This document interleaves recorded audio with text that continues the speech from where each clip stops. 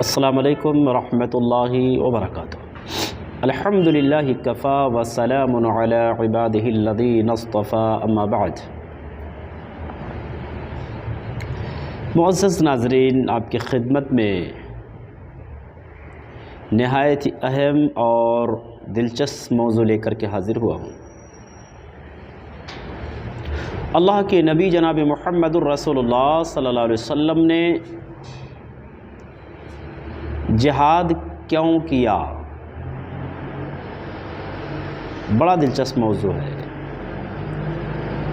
آپ جانتے ہیں کہ مکے کے اندر مسلمانوں کو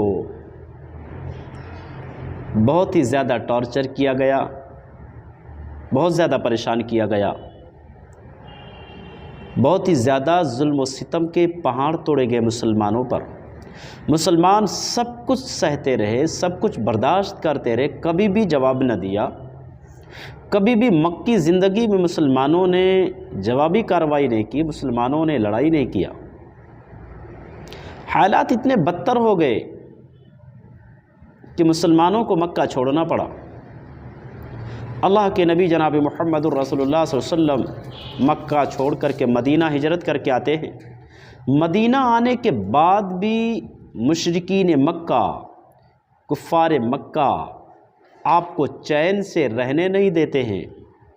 خط و کتابت شروع کر دیا، دھمکیاں شروع کر دی کہ محمد تم یہ نہ سمجھو مکہ چھوڑ کر مدینہ چلے گئے ہو تو محفوظ ہو، نہیں، وہاں آ کر کے ہم تمہیں ماریں گے، مدینے کے اندر آ کر کے ہم تمہیں ماریں گے، چھوڑیں گے نہیں، تم ہمارے ہاتھ سے، ہماری پکڑ سے، ہماری گرفت سے محفوظ نہیں ہو۔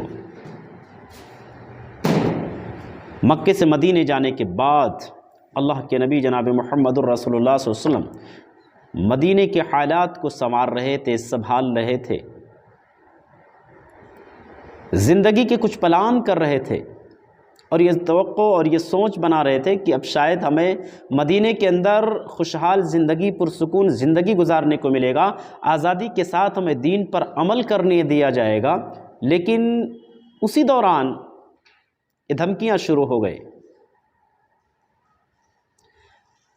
رئیس الانصار سعد بن معاذ رضی اللہ تعالی عنہ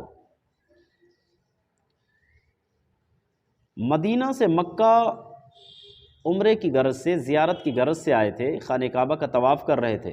ابو جہل کا نظر سعد بن معاذ پر پڑا، صفوان کے ساتھ طواف کر رہے تھے۔ ابو جہل نے کہا تمہارے ساتھ، اے سعد، اگر تمہارے ساتھ یہ صفوان نہ ہوتے تو تم صحیح سالم مکہ سے واپس نہیں لوٹ پاتے۔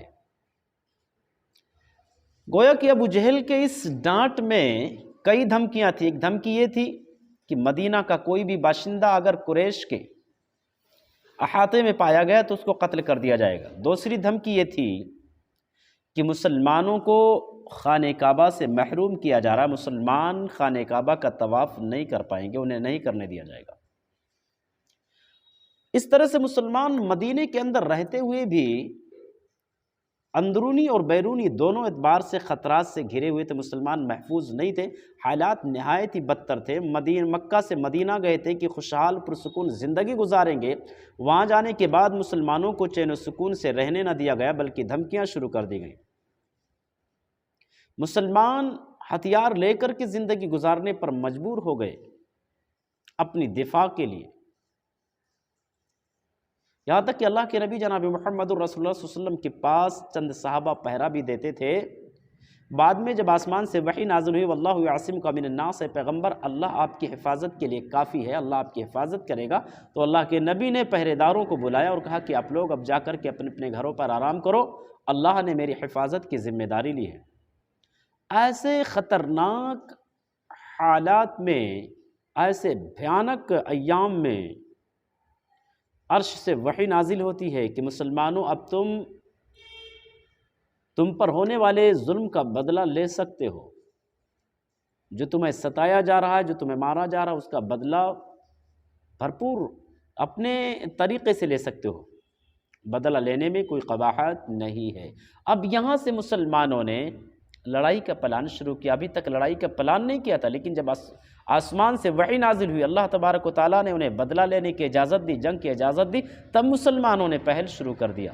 انشاءاللہ العظیم آنے والے درس میں ہم یہ بتائیں گے کہ مسلمان مجبور کیوں ہوئے جنگ لڑنے پر، جنگ کرنے پر مسلمان مجبور کیوں ہے، اور مسلمانوں نے جنگ کی تیاری اور جنگ کی پلان کس طرح سے کی۔ اللہ سے ہم دعا کرتے ہیں کہ بار الہ ہم مسلمانوں کو پیارے نبی جناب محمد الرسول اللہ صلی اللہ علیہ وسلم کی سیرت طیبہ کو، آپ کی پاکیزہ سیرت کو سمجھنے کی اور اپنے زندگی کے تمام گوشوں و ناحیوں میں آپ کی سیرت کو جگہ دینے کی توفیق عنایت فرمائے۔ آمین۔ السلام علیکم ورحمۃ اللہ وبرکاتہ۔